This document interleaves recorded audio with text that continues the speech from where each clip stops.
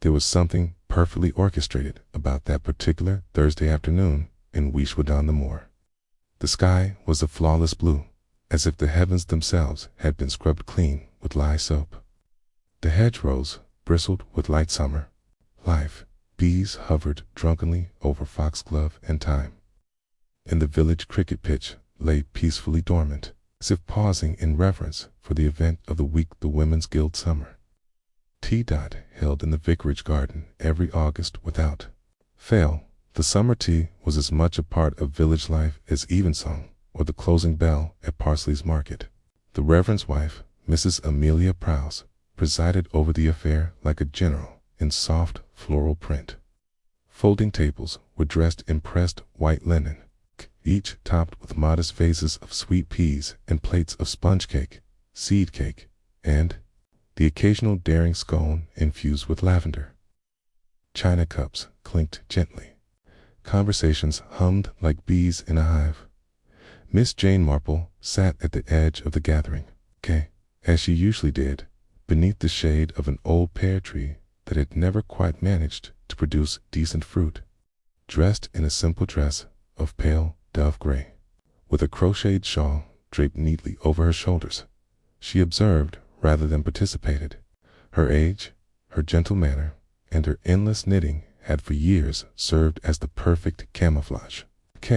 Most people mistook her for a kind of village relic, harmless, perhaps even a touch absent-minded. It was a mistake many had come to regret. Today, her needles rested on her lap, forgotten. Her keen blue eyes swept the crowd from behind the lace brim of her hat. The usual faces had assembled. Colonel Blake stood by the elderflower cordial, with a posture so straight it seemed painful, his mustache twitching whenever his wife, the rather bold and theatrical Sybil Blake, raised her voice in a story. Nora Withers, the doctor's niece, recently returned from a typing course in Bournemouth, was blushing furiously as young Hugh Merton from the bank handed her a plate of seed cake.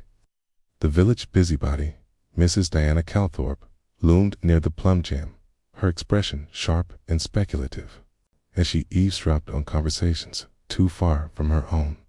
Everything appeared, on the surface, perfectly ordinary. Then came the disturbance.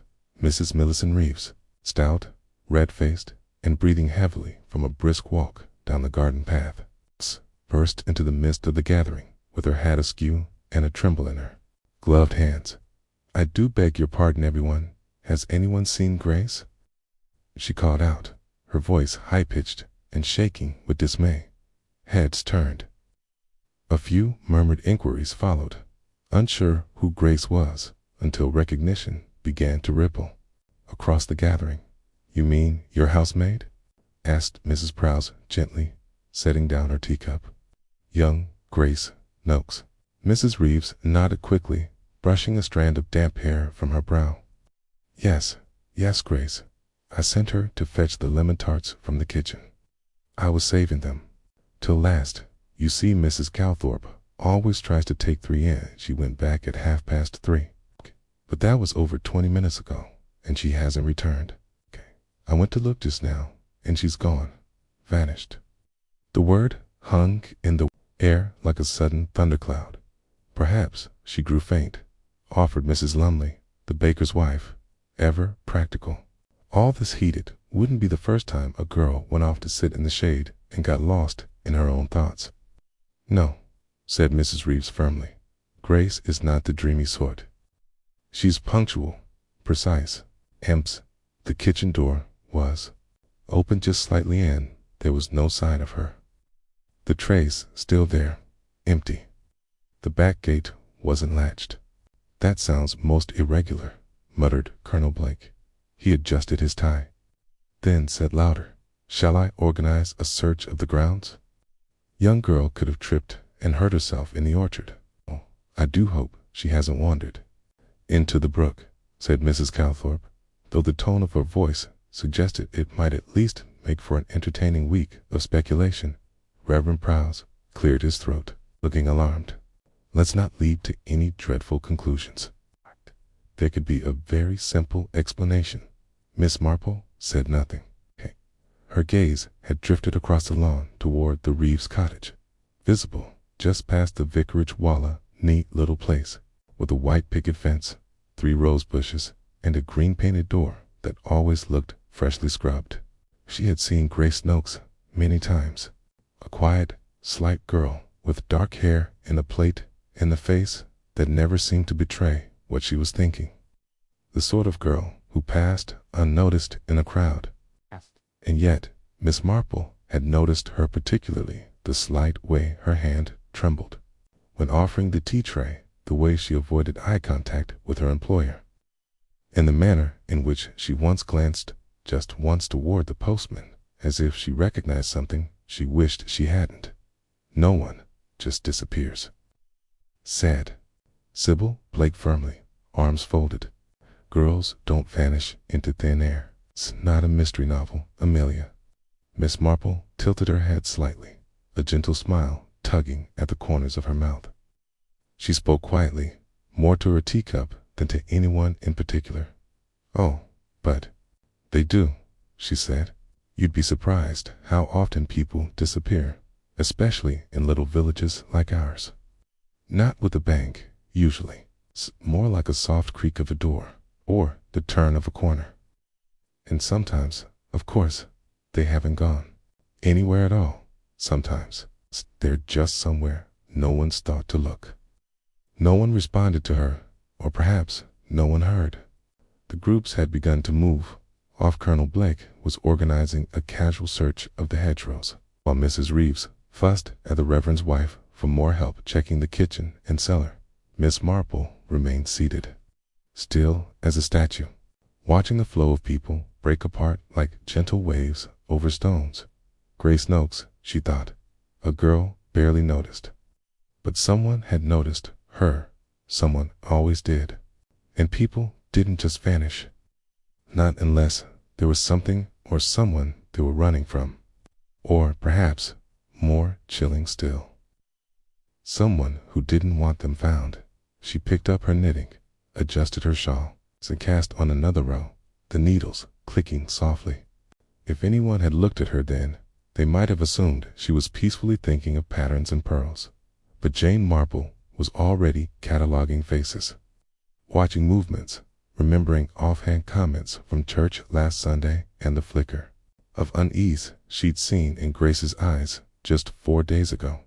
The tea may have continued. The gossip would bubble.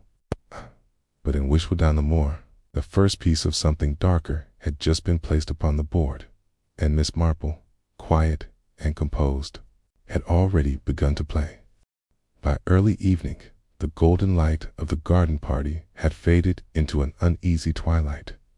What had begun as an idyllic afternoon had curdled into something taut and disquieting. The bunting fluttered forlornly, now in the gathering breeze, and the cake stand stood half cleared. Crumbs scattered like the remnants of a storm. The search for Grace Noakes had lasted little more than an hour, but already the village of Wishwood-on-the-Moor had begun to buzz anxiously, hungrily with speculation. She's eloped, mark my words, declared Mrs. Calthorpe with a look of grim satisfaction. She had positioned herself that evening by the telephone in the post office, having made it her mission to relay the news to all and sundry. Girls don't vanish without a reason. There was a boy, I'm sure of it.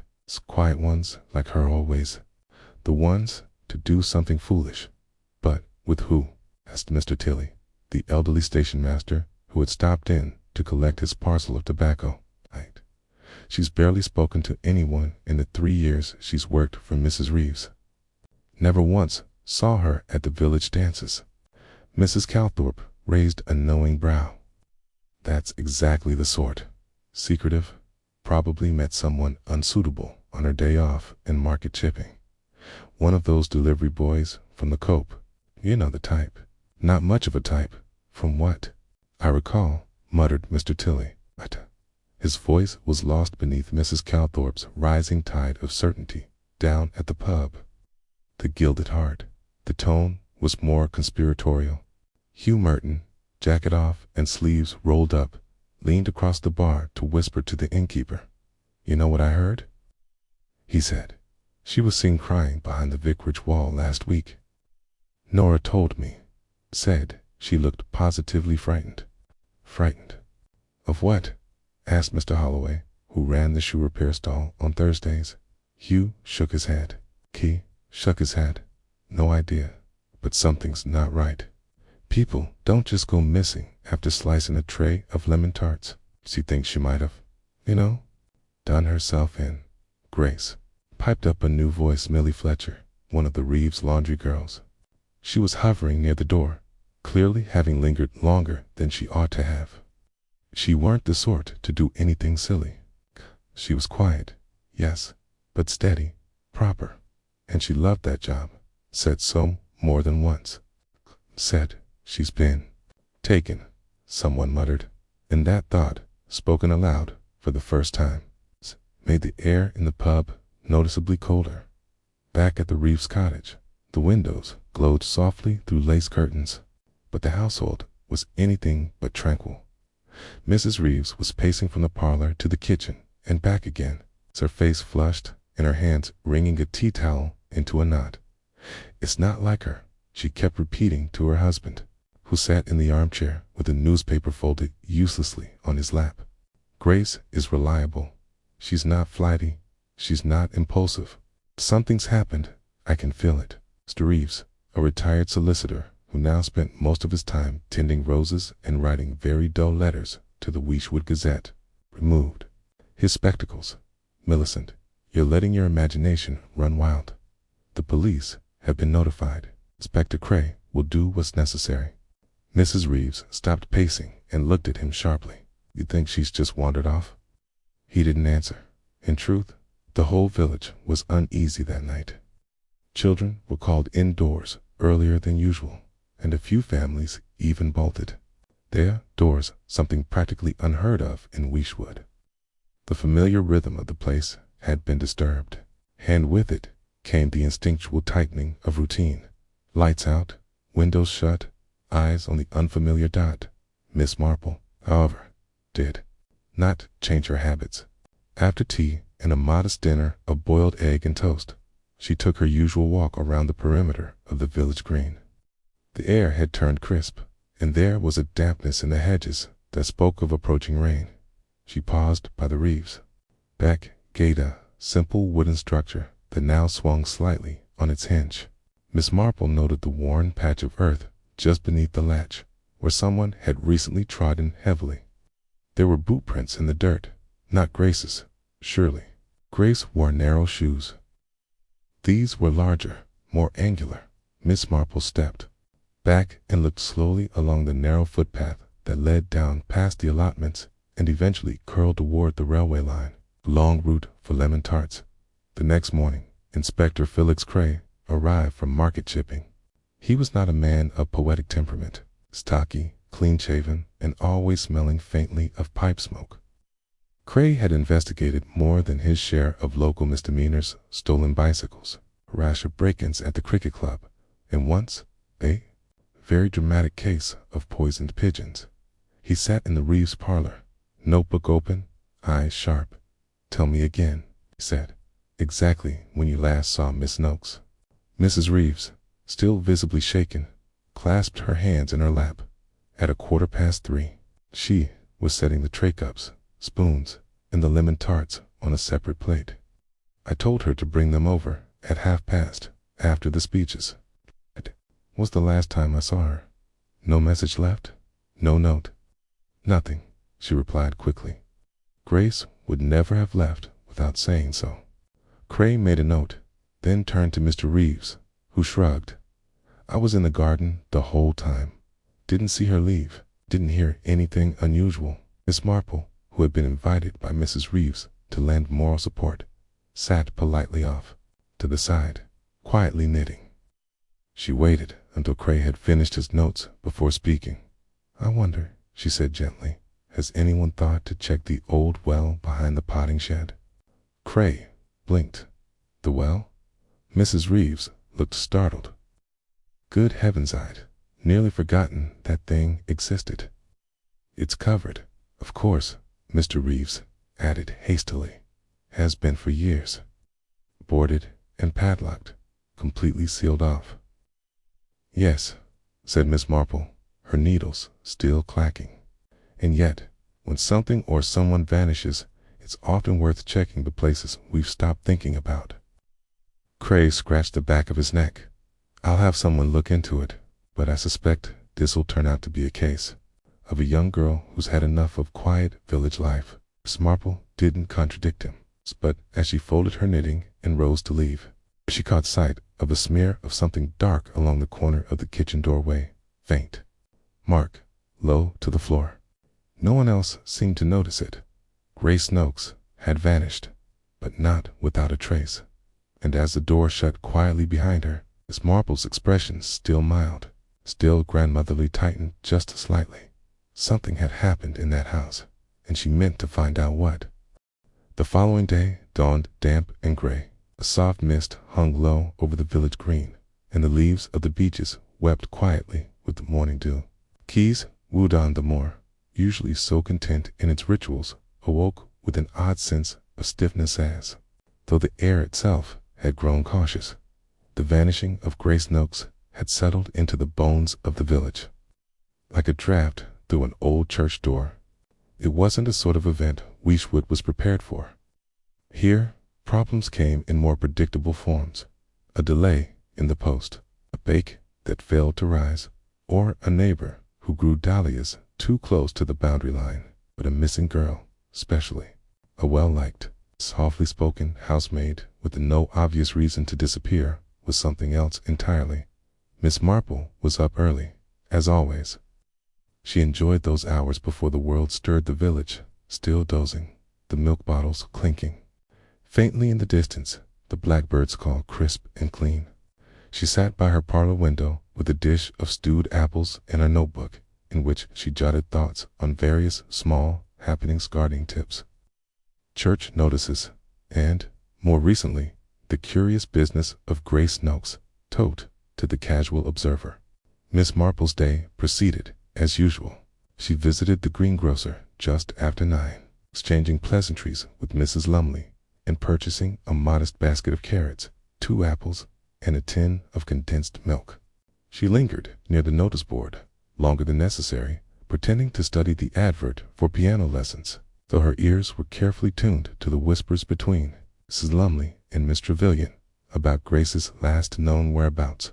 She was seen crying, said Miss Trevilian, the schoolmistress, in a low voice, behind the churchyard on Tuesday. One of the children told me little Elsie Broom said Grace was sitting on the bench with her face in her hands. I looked quite shaken. Poor lamb, murmured Mrs. Lumley. She never said a word to me. I'd have given her a bit of cake and a listening ear. She didn't strike me as the kind to seek help, said Miss Trevilian thoughtfully, always so contained. Those are the ones who surprise you. Miss Marple adjusted her shawl and made a mental note. She continued on, stopping at the post office, where she purchased a sheet of stamps she did not require, and overheard Mrs. Calthorpe informing the postmistress, with great solemnity, that Grace had always seemed the type to attract trouble. She was a war orphan, you know, Mrs. Calthorpe said, her tone ripe with implication. Raised in one of those charitable homes in Southampton. Nothing wrong with that, of course, but one never knows what habits they pick up, or what connections they might have made. Connections, Code Mistress echoed, uncertain. Mrs. Calthorpe leaned forward, clearly enjoying herself. Cool. Well, you'll recall the time she dropped that teacup last spring, shattered it completely. Trembling like a leaf, she was. And last month, Millie Fletcher said she found a letter addressed to Grace, no return name, just a single initial and no stamp, not posted through the mail either, hand-delivered. Now, who do you suppose? Miss Marple didn't linger.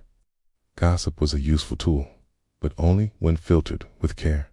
She had long since learned that half of what was said in Wishwood was nonsense. A quarter was misremembered, and the remainder now, that was the part worth treasuring. Later that morning, Miss Marple took a leisurely stroll past the Reeves. cottage. It stood just as it always had, trim, symmetrical, and utterly unremarkable. Yet something about it seemed strained now, as if the house itself was holding its breath. The blinds in Grace's small room above the scullery remained drawn.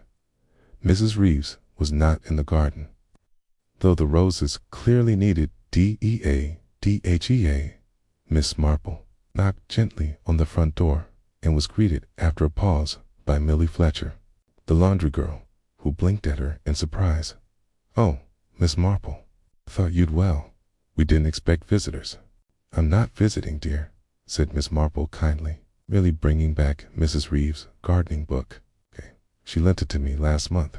Roses for the Amateur. I believe she was particularly fond of Chapter 7. Millie hesitated, but Miss Marple's.com presence seemed to reassure her. "She's in the parlor, I think. Bit out of sorts today. She cried this morning when she found Grace's apron still on the peg." Miss Marple nodded sympathetically. "Thank you, dear." She was led inside, and Mrs. Reeves, still in her dressing gown and with her hair pinned up haphazardly, looked up from her chair. "Oh, Jane," she said with a small sigh. "How kind of you. I'm sorry I'm not quite myself." Miss Marple settled into the armchair opposite. "Quite understandable. I thought you might appreciate a visit from someone who knows how strange the world can be, even in a quiet place like this." Mrs. Reeves let out a tremulous laugh. "You always did have a way of putting things gently. I don't suppose anything new has come to light?" Miss Marple asked softly, her voice more conversational than probing. Mrs. Reeves shook her head. "Inspector Cray sent men to check the old well. As you suggested, nothing, and Grace's things are all still here. Her purse, her shoes, even her hairbrush on the dresser. She can't have gone far, but she's simply not here." Miss Marple tilted her head. "Was she unhappy, do you think?" Mrs. Reeves hesitated. "Not unhappy, exactly, but perhaps troubled. I noticed she'd been more distracted lately. Once I asked her twice to bring in the linen, and she didn't seem to hear me at all. And that morning, well, there was something in her eyes, a sort of preoccupation." "Did she have any visitors?" "None that I saw," Mrs. Reeves replied, though she often took long walks on her days off. Sometimes into the woods, sometimes toward the railway station. I never thought to question it. Grace was the sort of girl who might have carried a great deal without showing it," Miss Marple murmured. "Some people are like that. Their silences are full of meaning." Mrs. Reeves gave a shudder. "I just want to know she's safe." Miss Marple stood, patting her gently on the shoulder. "And we will, in time. People don't disappear without leaving an echo behind. You'd be surprised how many things speak if one only knows how to listen." As she made her way out, Miss Marple paused in the hallway. Her gaze fell once again on the faint mark near the kitchen door frame.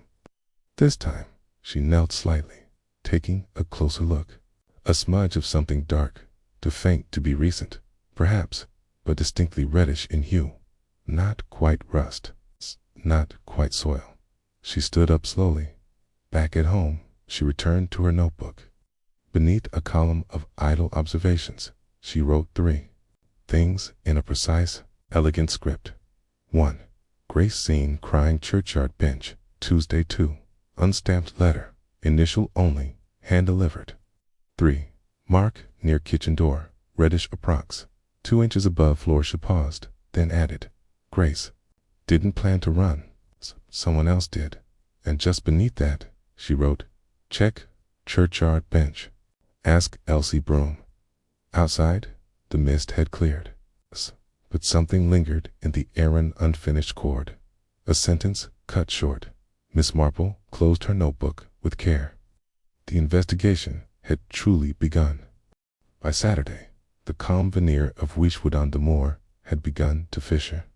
What had started as shock now rippled into quiet mistrust. each conversation laced with suspicion. Every glance held a moment too long. The village, so practiced in its routines, found itself off-kilter. Even the familiar sound of the baker's delivery cart rattling down the lane seemed sharper, more intrusive.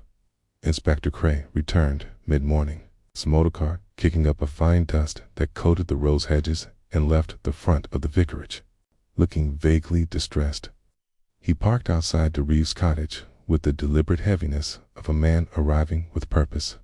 A uniformed constable trailed behind him, younger, brisker, and clearly eager to make a mark. News of their visit spread quickly. By midday, 3 villagers had passed the Reeves garden gate under the pretext of checking on the dahlias. Tay, 4th Mr. Hawthorne, who lived 2 doors down, lingered so long pretending to adjust his bicycle chain that Mrs. Reeves drew the curtains in quiet exasperation. Miss Marple, however, did not loiter.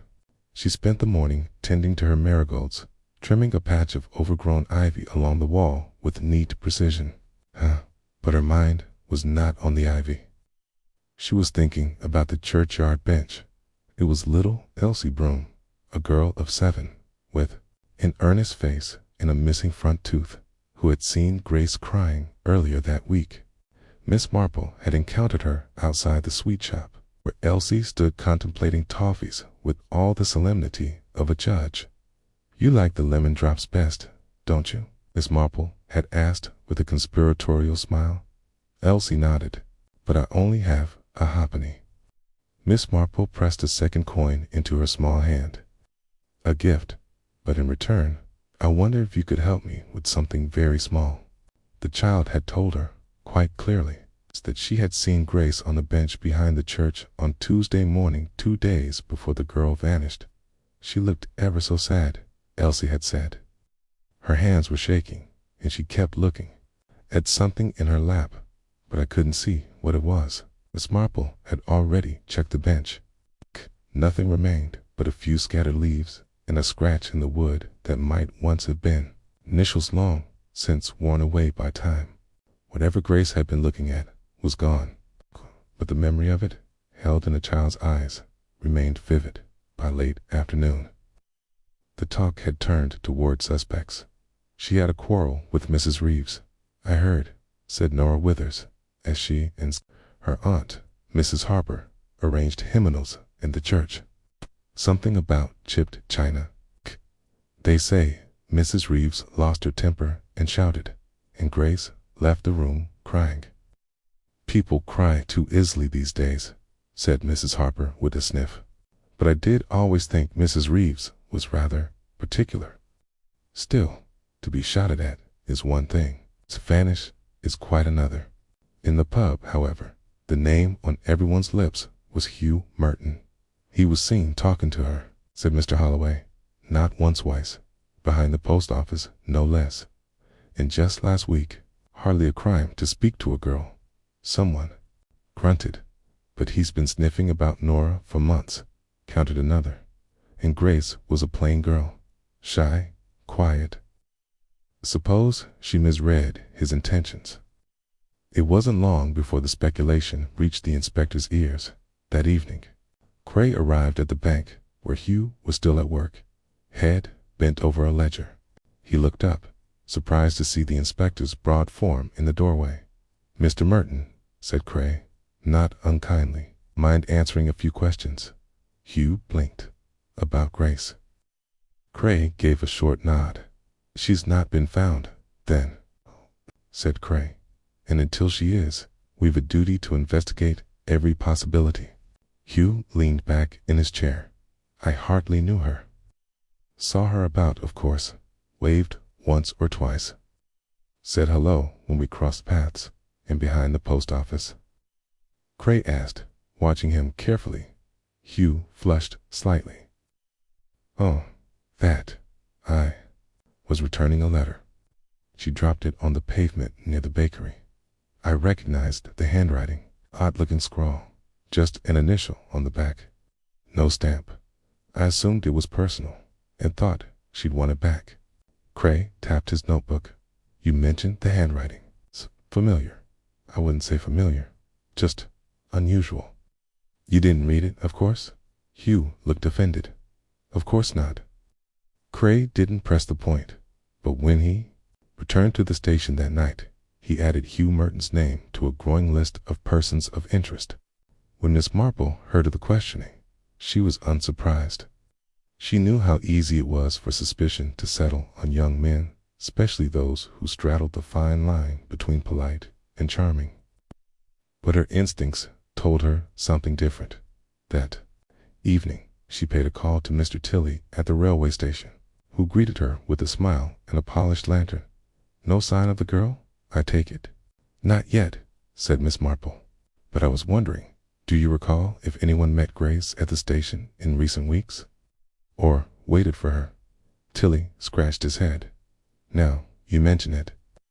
There was a gentleman here 2 Sundays ago, tall, foreign-looking, asked after the last train to Chipping.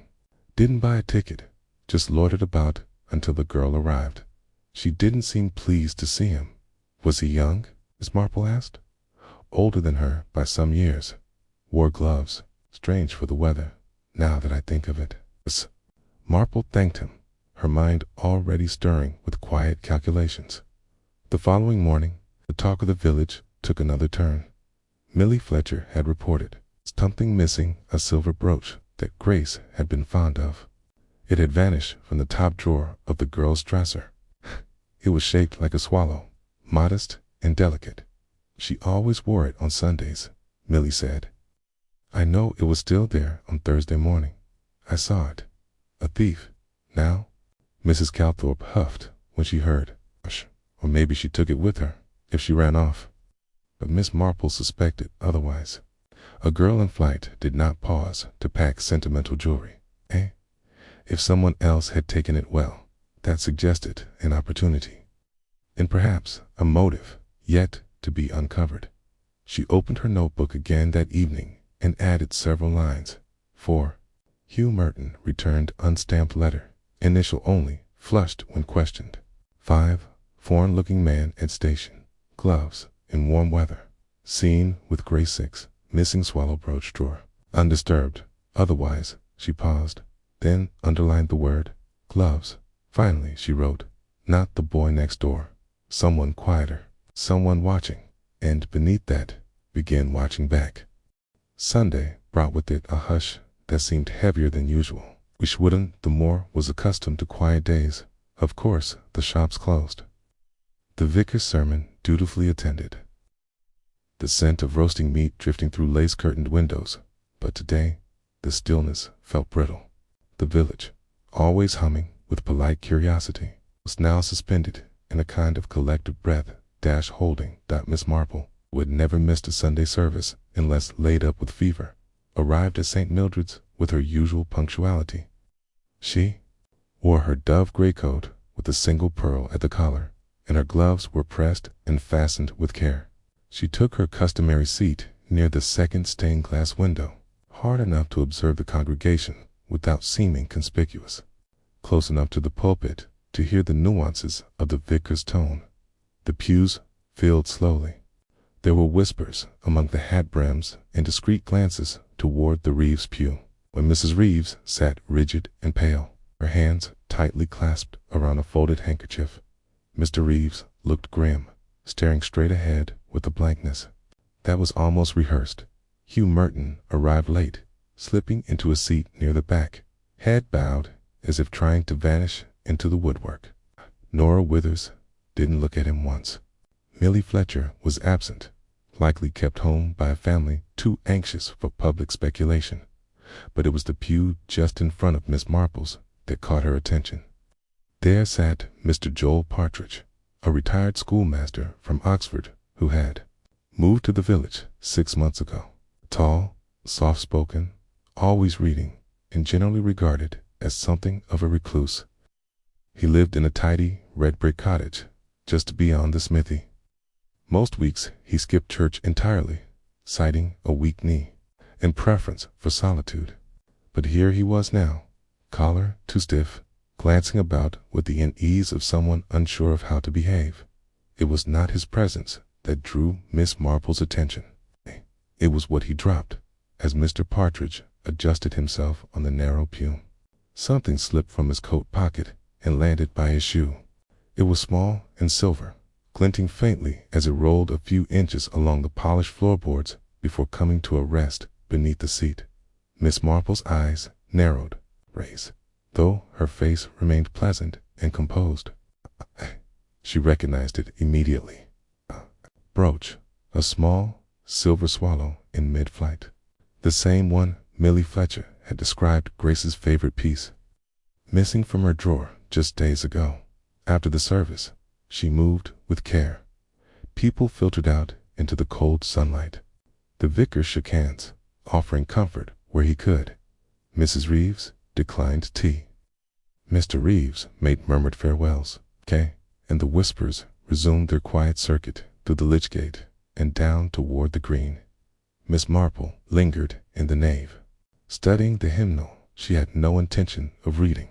When the church had mostly emptied, she approached the pew where Mr. Partridge had sat. The brooch was still there, half hidden by shadow. She bent slowly, as though collecting a dropped glove, and retrieved it with a gloved hand. The detail was delicate, a fine pattern along the wings, slightly tarnished along the edge, just as Millie had once described. Instead of pocketing it, Miss Marple crossed the aisle to where the vicar was gathering his notes.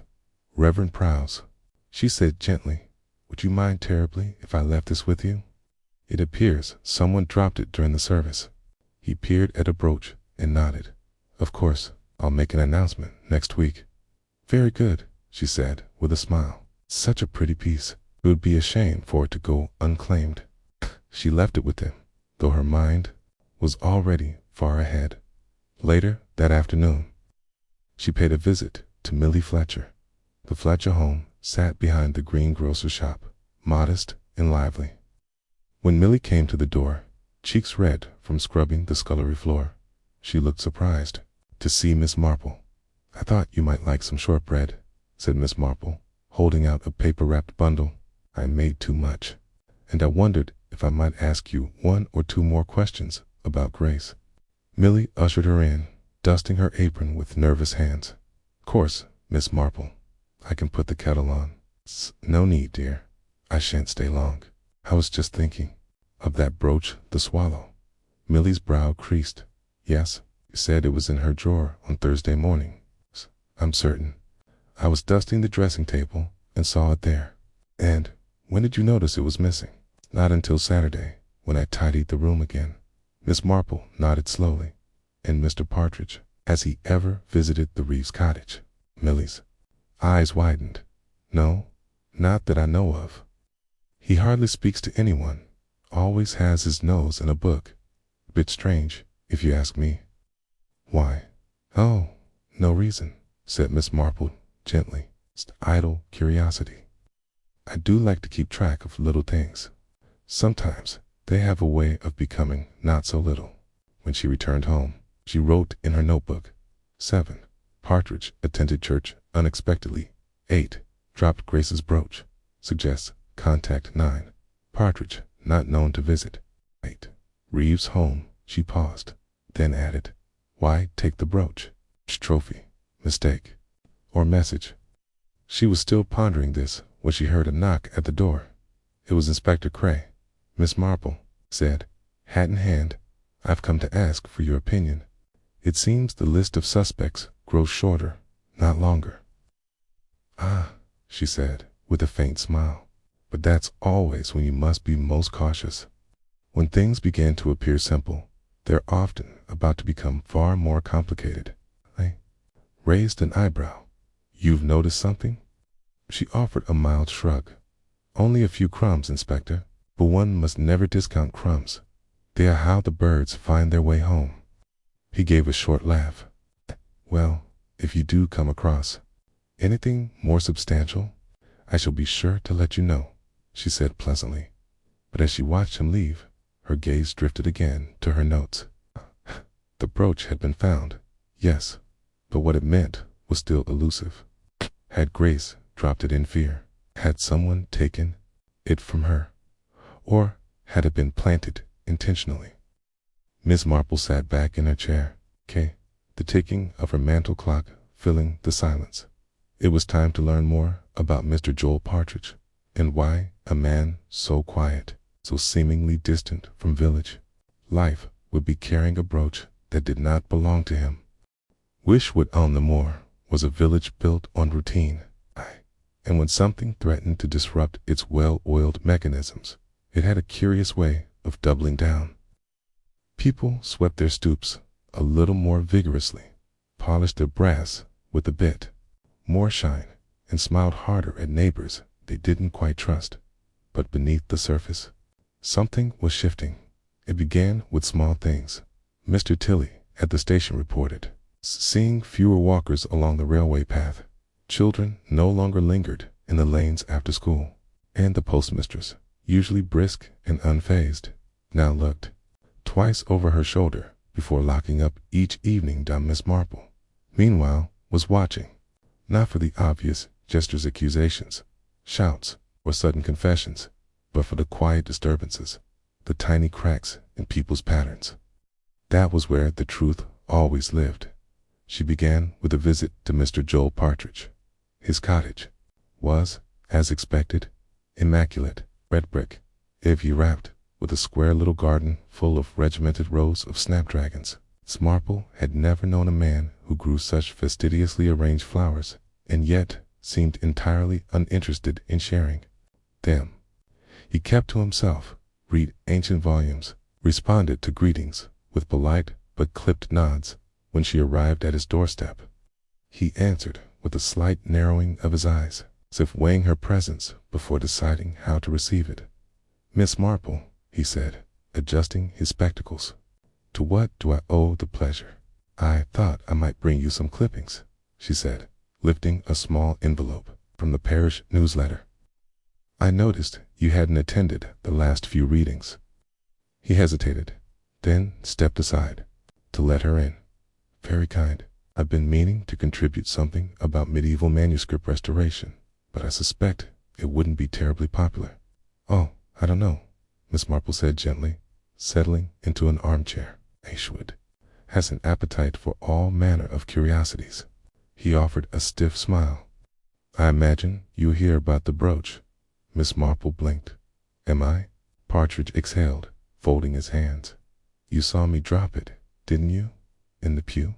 "I did," she said simply. "I meant to return it. I found it in the lane just beyond the Reeves' garden Friday afternoon. I was cutting across the path behind the smithy. Assumed it had been lost by one of the household." "Did you mention it to anyone?" He paused. "No. I suppose I thought it would be easier to slip it to the vicar anonymously, which I would have done had my coat pocket not betrayed me." Miss Marple nodded slowly. "Forgive me for asking, Mr. Partridge, but have you ever spoken with Grace Noakes?" He looked momentarily uncomfortable. "Only in passing. Once or twice, near the green. She seemed shy, but no more than that." Miss Marple smiled, but her eyes remained thoughtful. "It's curious, don't you think? A brooch falling in a garden, only to be found by someone with no direct connection. Wishwood is small, yes, but not that small." Partridge said nothing. His expression remained even, but a small tick had begun beneath his left eye. Miss Marple rose, brushing imaginary dust from her coat. "Thank you for the tea. And the clipping, of course. I do hope you'll write something for the newsletter." He nodded mutely, walking her to the door as soon.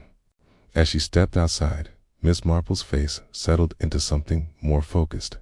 There had been fear in Mr. Partridge's manner, a flicker, but fear all the same. Not of her, precisely, but of something. The next morning, Wishwood's gossip mill spun anew, this time with the news that Nora Withers had taken to her bed with a nervous headache. "She's not herself," whispered Mrs. Harper. "Been pale as milk since Saturday." I asked if it was the strain over Hugh, but she only shook her head. Miss Marple, always cautious with emotional disturbances, made no attempt to visit her. But she did call on Mrs. Harper, bringing over a pot of gooseberry jam and a mild inquiry. into the weather. "She's not eating," said Mrs. Harper, once they were settled in the parlor. "Hasn't touched her tea. She won't say what's troubling her." Miss Marple stirred her cup. "I suppose it might not be you." Mrs. Harper looked up. "You think not?" "Sometimes," Miss Marple said softly, "young women carry secrets they don't quite understand themselves. There was a girl in St. Mary Mead who behaved quite the same after discovering a friend's betrayal. She believed she had seen something she wasn't meant to see, and it frightened her more than she could admit." Mrs. Harper was silent for a long moment. "Nora did mention something peculiar about Grace. Said she once saw her come out of the woods, crying, clutching something in her hand. A letter, maybe. She never explained it. Do you know when this was?" 3 weeks ago, I think." Nora tried to ask, but Grace just smiled and said she'd slipped on a route. But Nora didn't believe her. Marple made another note later that day. She returned to the churchyard bench, the one where Elsie Broom had seen Grace crying. The bench offered a clear view of both the vicarage and the lane behind the cottages. Anyone sitting there could watch the comings and goings unseen. Miss Marple sat for a long moment, feeling the worn wood beneath her fingers. She glanced toward the ground and spotted a small strip of parchment wedged between the boards. Not a letter, but the torn edge of an envelope. She fished it out carefully. The corner was faintly marked with an embossed S-No stamp. No address. She brought it home, placed it next to the notes in her book, and underlined her latest observations. 10 Partridge. Claims. "You found brooch. Not confirmed 11. Nora saw Grace in distress weeks ago. Possible earlier conflict 12. Torn envelope. Initial S. No stamp. No address. Same type as letter returned by Hugh, in a firm, deliberate hand." She wrote, "The letter was never posted. It was delivered, and the sender is local." She tapped her pen thoughtfully. Then, as if reaching a decision, she circled the S and drew a quiet line beneath it. Later that evening, as rain began to whisper against the glass, Miss Marple took her umbrella and walked the long way to the green dot. It was time to speak with someone who had been silent for far too long. The rain had started in earnest by the time Miss Marple reached the edge of the green. It was not the cheerful sort of shower that passed through in half an hour, but a persistent, slanting rain that soaked one's gloves and settled into the corners of cottages. The villagers had retreated indoors, fires stoked, windows shut, kettle whistles already filling the air. Miss Marple's umbrella bobbed steadily through the mist as she made her way toward the cottage of Mrs. Elspeth Foy, the seamstress. The windows glowed dimly, and the scent of damp wool and lavender soap met her as she stepped beneath the eaves. She knocked, waited, and knocked again. The door opened a cautious inch. "Oh," said Elspeth, peering out. Her eyes were red-rimmed, and her cardigan looked as though it had been put on in haste. "Miss Marple, do come in." The interior was modest, cluttered with scraps of muslin, ribbons, and half-finished smocking work. A half-cold cup of tea rested beside a copy of The People's Friend. Miss Marple stepped inside, carefully folding her umbrella. "I won't stay long," she said. "I was merely out walking and thought of you." Elspeth hesitated, her lips tightening. "Everyone's thinking of someone these days."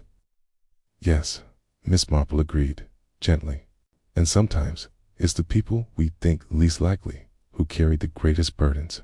Elspeth sat down slowly, her hands trembling. "You think I know something?"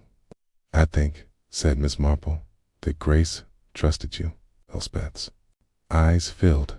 She turned her face away and dabbed at her cheek with the corner of her sleeve. "She came here the night before she disappeared." Miss Marple said nothing. She was shaking, said she was afraid, that she'd made a mistake, trusted the wrong person. She had a letter in her hand, crumpled all to bits. Told me someone had lied to her, promised her something, and now she didn't know what to believe. "Did she say who?"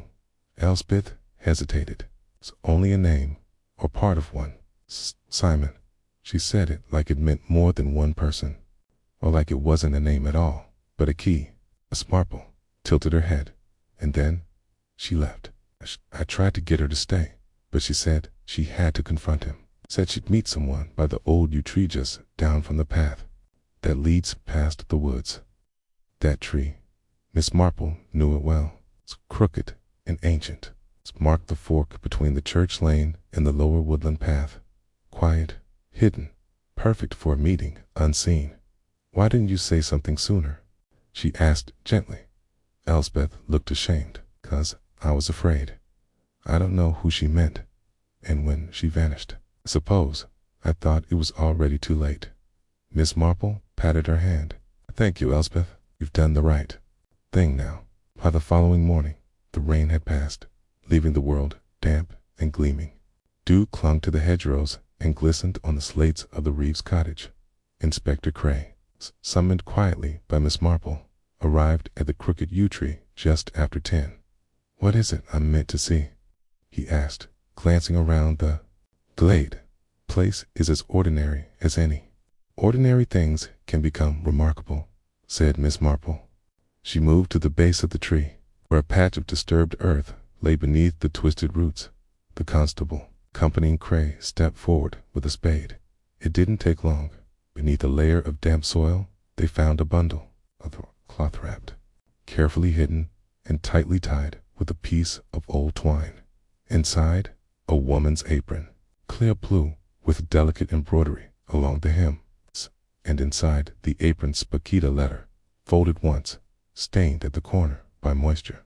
The same parchment stock, the same scrawl of handwriting, no address, no stamp, just a single, elegant SCRA. Y opened it carefully, his brow furrowing as he read. She was being blackmailed, he said slowly. This isn't a love letter. It's a threat. Miss Marple nodded. And the signature. Still just an initial. But we now know more than we did yesterday. We know Grace intended to confront someone, and someone wanted that letter hidden. Cray folded the note and slid it into an evidence envelope. Why wrap it in her apron? To remove it from her room. Without notice, Miss Marple replied. Small thing, easy to tuck away, hidden in plain sight. They walked back in silence, the weight of discovery sinking in. That afternoon, the village was in uproar. Word of the buried bundle spread like fire through tinder. Mrs. Calthorpe was in her element, declaring the apron a sure sign of foul play. Others whispered of poisonings, elopements gone wrong, or secret affairs turned vengeful. But what made the mood shift more than anything was the revelation about the letter. She was being threatened, Mrs. Reeves said, nearly in tears as Miss Marple recounted what had been found. But by whom? She never said a word to me. She wouldn't have, Miss Marple said. Grace was the kind of girl who carried her troubles quietly, but that doesn't mean no one else knew. Mrs. Reeves wiped her eyes with a handkerchief. Do you think she's still alive? I think, Miss Marple said gently, that we mustn't assume anything. I also think someone in Wishwood knows far more than they've admitted. That evening, Miss Marple returned home and added several new entries to her notebook. 13. Grace came to Elspeth night before vanishing. 14. Mentioned Simon, unclear if name or code. 15. Planned meeting by yew tree, apron, and letter. Found buried there. 16. Letter confirms blackmail, threatening tone. Signed Sesh. Paused, then added in bold. The S is not a lover. It is leverage. Then, lower down, 3 men in village with names beginning with S. Simon Hackett, groundskeeper. Way this week. Stephen Lumley, baker's nephew. Quiet, odd, Sidney Partridge. Uses Joel, but Sidney is his first name. She drew a neat line beneath that final name and stared at it. Then she wrote, what is he hiding beneath all that quiet? A twist had arrived. The story was no longer about a missing housemaid. It was about a lie told in whispers, an initial meant to intimidate, and someone clever deliberate, who had almost managed to keep it buried. Almost. Weeshwood-on-the-Moor had grown too quiet after the discovery beneath the yew tree. Something changed, not outwardly, perhaps. The tea still poured, the clock still chimed, and the post was still delivered. But an invisible curtain had fallen over the village, and behind it, everyone watched everyone else just a little too closely. Miss Marple, however, appeared entirely unchanged. She visited the butcher on Tuesday, nodded politely at Mr. Tilley at the station on Wednesday, and spent Thursday morning reading by her window with a lace curtain pulled back just enough to see the path. But all the while, she was preparing, because Miss Marple believed in one particular truth: guilt, when nudged, gently and precisely, had a way of revealing itself. Not with confessions or dramatic outbursts, that was for the thrillers. No, real guilt festered in small gestures and hesitations, in the way one's hands tightened too quickly around a teacup. And so she devised a plan. She invited Mr. Joel Partridge to tea. He arrived precisely at 3 o'clock on Friday, punctual, composed, and wearing his usual slightly frayed brown jacket. He brought with him a book of Tennyson poems, which he offered with an apologetic smile. "I thought it might be a welcome change from newspaper headlines," he said. "How very thoughtful," Miss Marple said, accepting it graciously. "It's a rare person these days who brings poetry into a room." They settled into the parlor, where the fire glowed warmly. Tea was served in bone china cups and old set, passed down from Miss Marple's aunt, with tiny blue cornflowers along the rim. There were seed cakes, shortbread, and slices of sponge with lemon curd. A proper, gentle setting, comforting, harmless. "You must forgive me," Miss Marple began as she poured the tea. "I've been thinking so much about Grace Noakes." Partridge didn't flinch, but his spoon clinked against a saucer as he stirred. "I suppose everyone has," he said mildly. "Such a quiet girl," Miss Marple went on, "but sensitive and intuitive. I always thought she noticed more than she let on." "Perhaps," he said, "though I never knew her well." Miss Marple took a slow sip of her tea. "Yet her brooch was in your coat pocket." Partridge's jaw tightened for the briefest moment. "I explained that, Miss Marple. I found it quite by accident." "Yes," she said, "you mentioned that, behind the Reeves garden. But it's odd, isn't it? The ground was so muddy last week, and yet the brooch had no soil on it." He said nothing. "I wonder," she continued, her voice softening, "if Grace might have confided in you.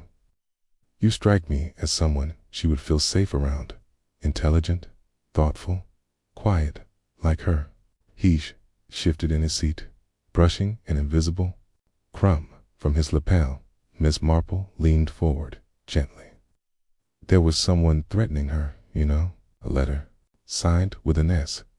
But Grace said something to a friend the night before she vanished, something about Simon, which is curious, because very few people in the village have names beginning with S." He cleared his throat. "There are dozens of Simons in the world." "True," she said, "but only a few who lived within walking distance of Grace." Her voice lowered, still kind. "And only one whose full name is Sidney Joel Partridge." His teacup, mid-air, paused just short of his lips. Miss Marple watched him, not unkindly. "You never told anyone that Sidney was your first name, no? Even the vicar knew. But Grace knew, didn't she?" He set the cup down, too carefully. "I don't know what you're implying." "I'm not implying," said Miss Marple gently. "I'm observing, 'cause you see, Mr. Partridge, there is something else." She opened a small notebook from her knitting bag and withdrew a folded scrap of paper, a photograph, yellowed at the edges.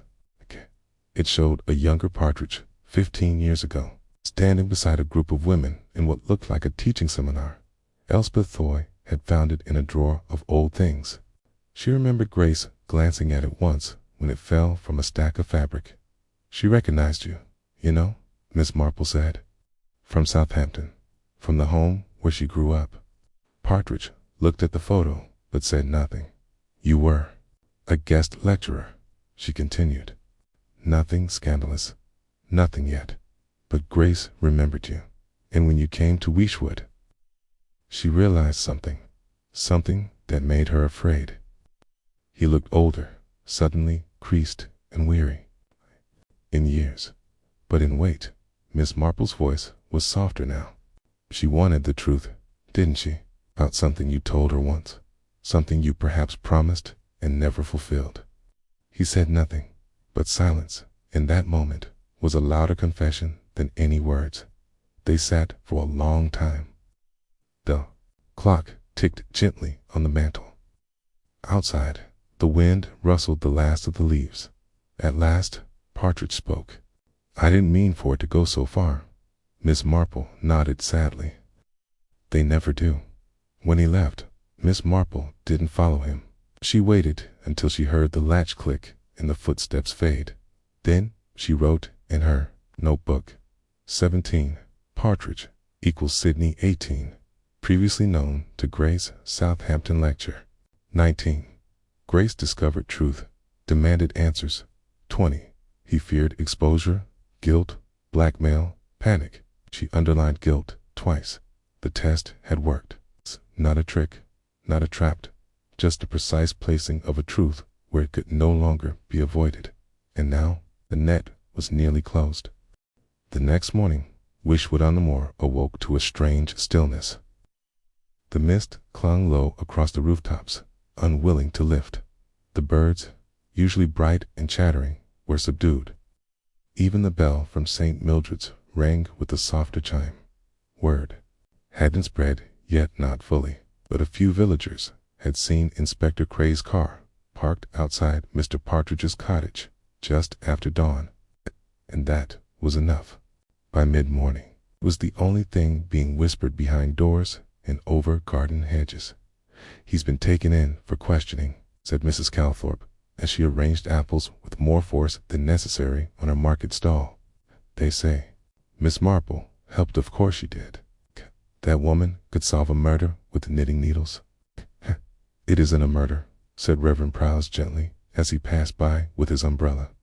Not yet, but privately, even he wasn't sure. At the vicarage later that morning, Inspector Cray stood near the hearth, his expression unreadable.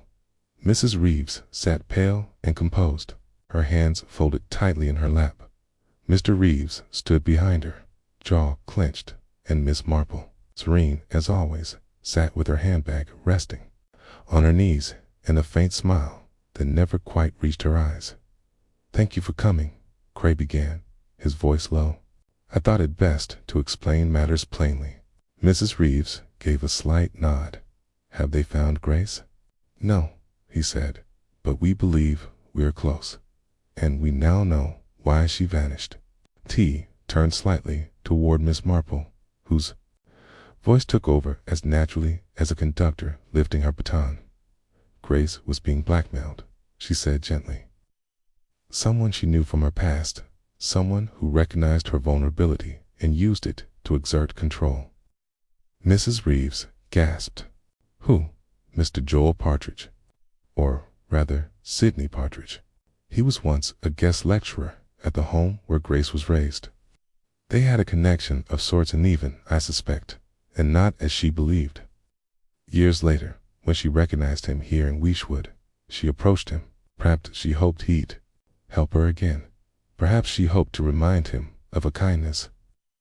Miss Marple paused, her expression tinged with sadness. But he panicked.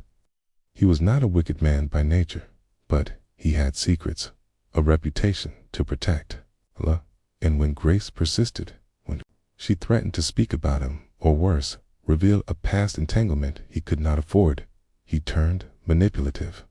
He wrote threatening letters, unsigned, but known to her. He intended to frighten her into silence. Mrs. Reeves whispered, That doesn't sound like Mr. Partridge at all. No, Miss Marple agreed. But fear makes people act out of character, and guilt even more so. Cray picked up the thread. When Grace made it clear she intended to confront him, he arranged a meeting at the yew tree. But things didn't go as he expected. She brought a letter. Perhaps she threatened to expose him to the village or the authorities. We don't know exactly what passed between them, Miss Marple continued, but what we do know is that he took her apron and the letter she carried and buried them, trying to erase the encounter. Whether they parted with words or worse is still unclear. Mrs. Reeves's eyes welled with tears. But why disappear? If she's alive, why not come back? Miss Marple's voice was gentler now. Grace was frightened. She had been manipulated, possibly shamed. She may have feared no one would believe her. Or perhaps she left to protect herself. Or someone else. Cray nodded. We're following. A lead near Chipping. A woman matching her description was seen boarding a coach that morning. It's not certain, but it gives us hope. Mr. Reeves finally spoke. And Partridge. He's been detained, Cray said. Not charged yet. There's no body, no physical harm proven. But we have enough to press further. There was a long silence. Then Miss Marple added, sometimes the damage people do is invisible. Not wounds, but silence. Isolation. Grace was clever, but she was alone. Partridge used that. Cray took a breath. And, if she returns, we'll ensure she's protected and heard. The Reeves said nothing, but their silence held something new. Hope. Later that afternoon, Miss Marple walked along the green. The mist had lifted at last, and sunlight broke across the rooftops. Children were out again, playing beneath the trees. Mrs. Lumley stood at her shop front, polishing the window with exaggerated energy. Miss Marple paused at the bench near the church, the place where Grace had once cried, unknowingly seen by little Elsie Broom. She sat for a moment, watching the village settle again into its routine. It would, in time. It always did, but something lingered beneath it now. Not quite darkness, but an awareness of how quickly a small, quiet lie could bloom into danger. She removed her gloves and took out her notebook for the last time.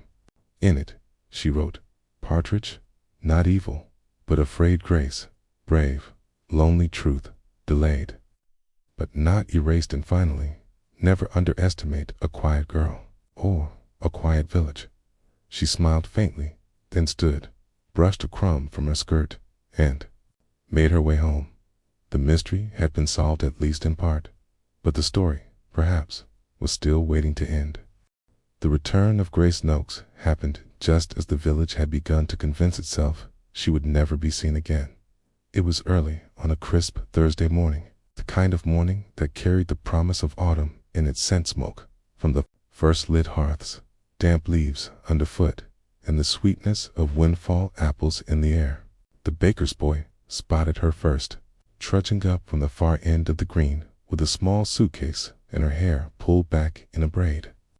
No fanfare, no great sin, just Grace, walking as though she had never left, her shoes worn but steady. News traveled fast in Weeshwood-on-the-Moor. By midday, 3 different versions of her return had made their way around the village. In one, she had escaped from a sanatorium. In another, she'd been spirited away by a foreign lover and abandoned. In disgrace. The truth, as ever, was quieter and far less dramatic. Miss Marple saw her not long after she arrived. From her window, she caught sight of the girl pausing near the Reeves' front gate, looking up at the house with an unreadable expression. She did not knock right away. She simply stood there for a moment, as if listening for the village itself to take a breath. Then she walked inside. Mrs. Reeves later told Miss Marple, over a pot of chamomile tea, that Grace had said very little. Only that she was sorry for the worry and that she had needed time. Her eyes had been tired, but her voice was steady. There were no tears, no explanations. Just a simple, dignified statement of someone who had survived something she could not yet name. The police were informed immediately, of course. Inspector Cray visited that same afternoon, His conversation with Grace was brief and private, but afterward he confirmed that no charges would be brought. Grace had indeed been blackmailed and intimidated by Mr. Partridge, but no violence had been committed, and Grace, in the end, had chosen to leave of her own accord. Mr. Partridge, for his part, had already departed. 2 days before Grace reappeared, he had left Wishwood without farewell. The curtains in his cottage remained drawn. The gate swung slightly on its hinge. Only the garden, with its neat rows, now growing wild, hinted at the order he had once imposed on the world. He left no letter, no confession, just absence.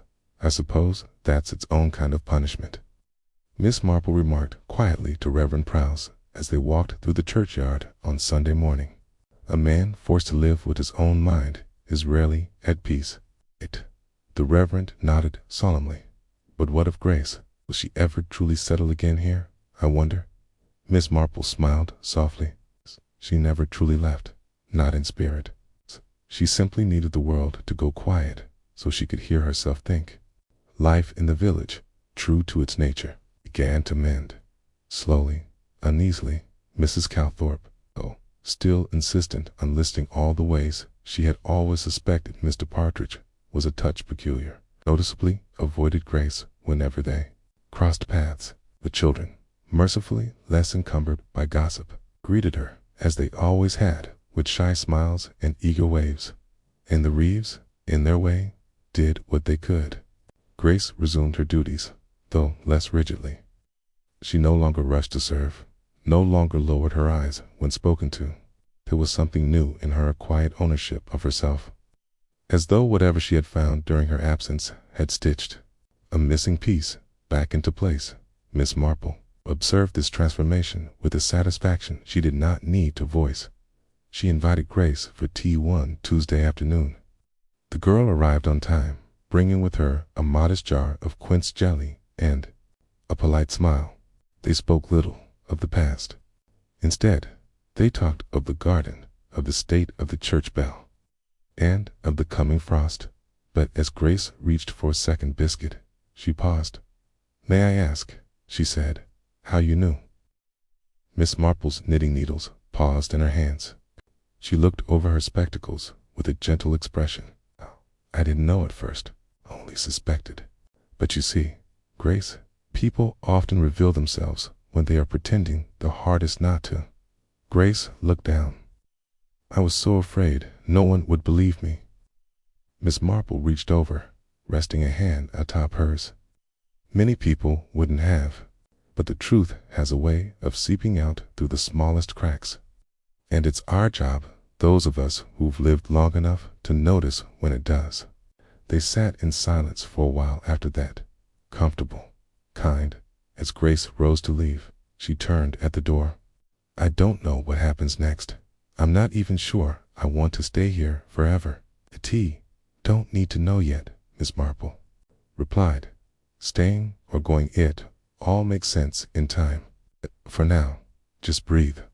And with that, Grace walked out into the afternoon light.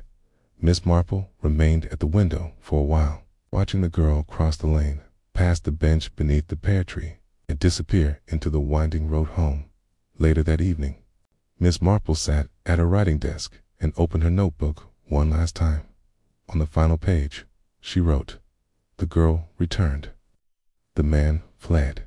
The truth, when coaxed gently, rose like cream.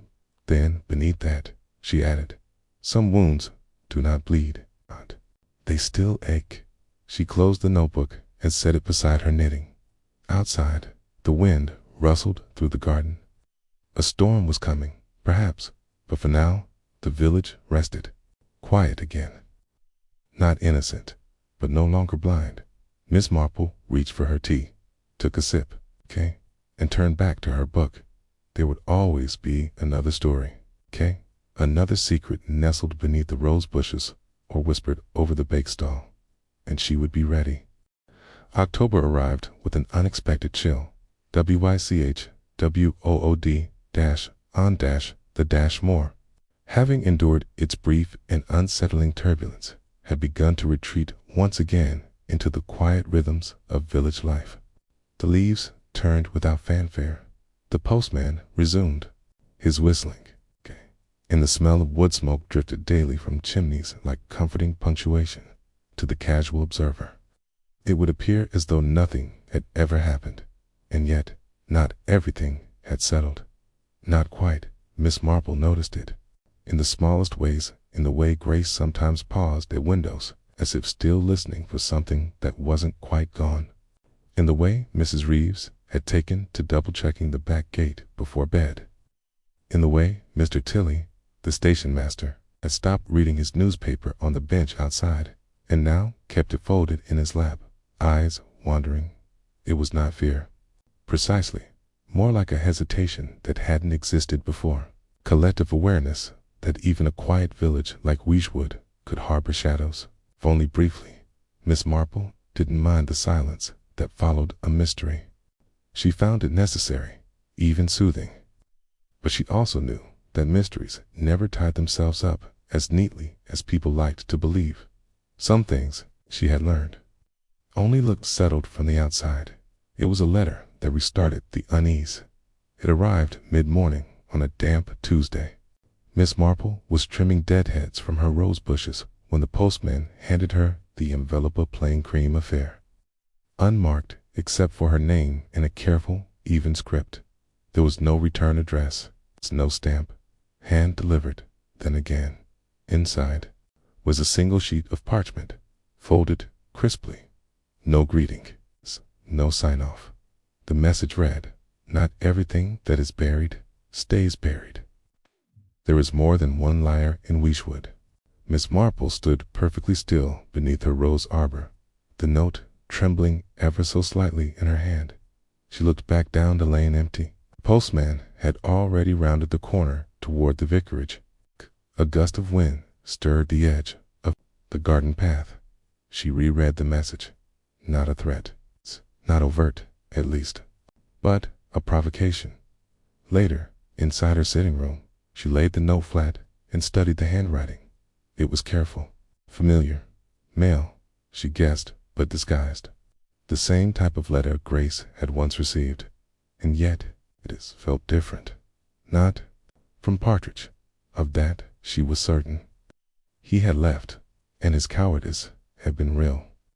But someone else, someone still watching, had delivered this. She didn't contact Inspector Cray right away. Not yet. She had nothing more than words on paper. And in a place like Weeshwood, where gossip was a living organism, it was better to act with discretion. Instead, she returned to her notes. She reopened the journal she had closed only a week ago, and turned to the final page, the one she thought was finished. Beneath her last entry, she wrote, "New letter received. Same script family, different tone.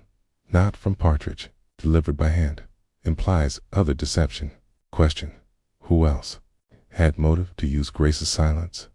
She tapped the edge of her pen against her chin, mind quietly combing through everything again, every interaction, every overlooked detail. She had believed the story was complete, but perhaps, like the final stitch in a seam, something had been pulled loose that afternoon. She paid a visit to Nora Withers. The young woman had been noticeably absent since Grace's return. Polite, yes, and present in church, but quieter, withdrawn. Her smile felt half-formed, her gaze more cautious than before. Nora answered the door quickly and welcomed Miss Marple inside with a nervous warmth. "I was just making tea," she said, leading her into the parlor. "You'll stay for a cup, won't you?" Miss Marple sat gently on the settee, eyes sweeping the room. "If you're kind to offer. I've just been thinking about Grace." Nora froze slightly at the mention of her name, then resumed stirring sugar into a teacup. "Yes, it's good that she's back, but unsettling too, isn't it?" Nora blinked. "Unsettling?" Miss Marple nodded slowly. "When a person disappears and then returns, it changes how we think about them. We start wondering not just what happened to them, but what they might have seen while they were away." She watched as Nora's hand paused, spoon clinking against porcelain. "She hasn't said anything, has she?"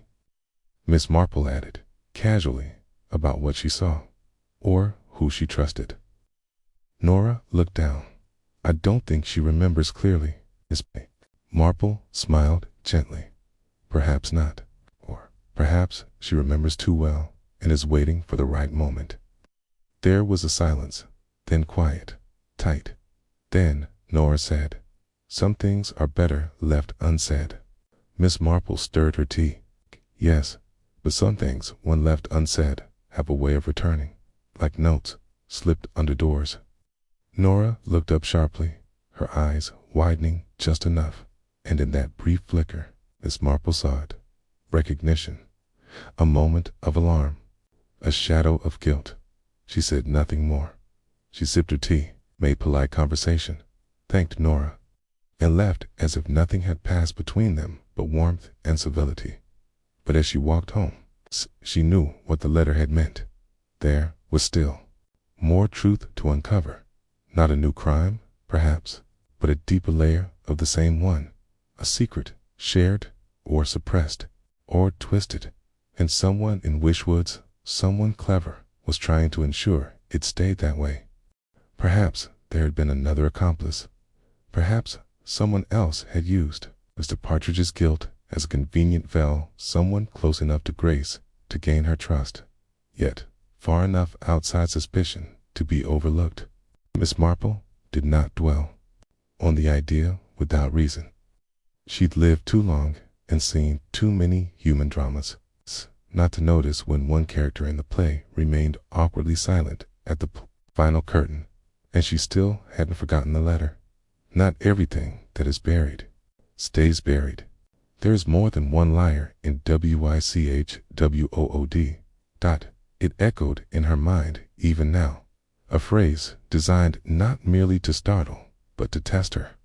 Whoever sent it knew she would understand its weight. She suspected the sender. She had, since that visit to Nora Wither's cottage, where tea was poured with trembling hands and denial wrapped itself in courtesy. Nora had seen more than she claimed. Perhaps she had known about the letters, possibly even helped write one.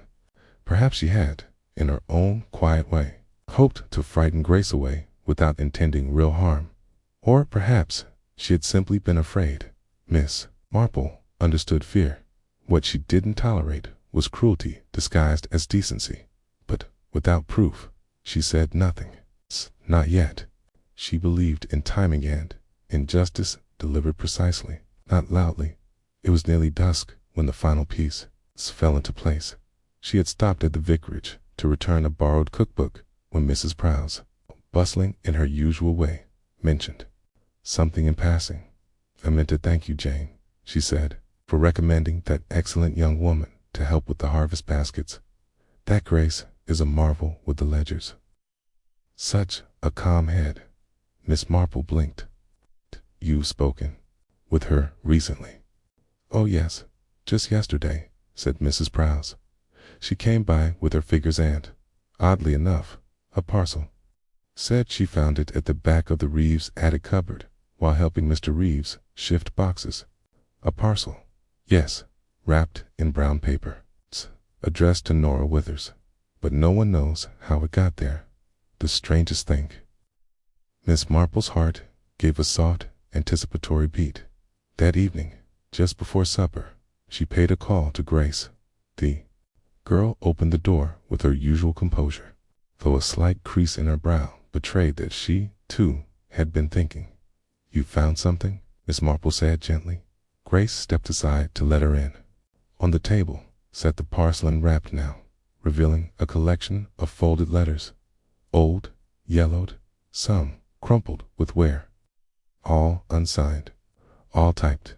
"I never told you," Grace said, "but this isn't the first time someone tried to frighten me into silence." She lifted one of the pages, smoothing it flat. "I didn't know what they meant at the time. Started months before Mr. Partridge ever approached me. I thought it was just coincidence, strange notes, threats about digging up the past. I never told anyone. I didn't think I could. Kept them in a box, then hid the box away. Thought if I ignored them, they'd stop. Her voice faltered. But now I know they weren't from him. Miss Marple sat down opposite her. They were from someone else. Grace nodded. The typing matches the letter you received, Miss Marple said softly. The one slipped under my door. Same ribbon quality. Same slightly off-centered E. Grace said nothing. She didn't need to. Miss Marple reached across the table and folded the letters back into their envelope. You know who sent them? Grace's answer was a whisper. Nora. Miss Marple closed her eyes for a moment. The shape of it all was clear now. Nora Withers, kind, intelligent, and painfully lonely. She had once been close to Grace, close enough to know fragments of her past, close enough to believe that if Grace left, Hugh Merton might finally see her. She had written the notes to frighten Grace not into harm, but into leaving, into stepping aside. But when Grace vanished and the village erupted into fear, Nora had said nothing, had watched it unfold with silent dread. And when Grace returned, she panicked again. The last note left for Miss Marple wasn't a threat. It was a plea.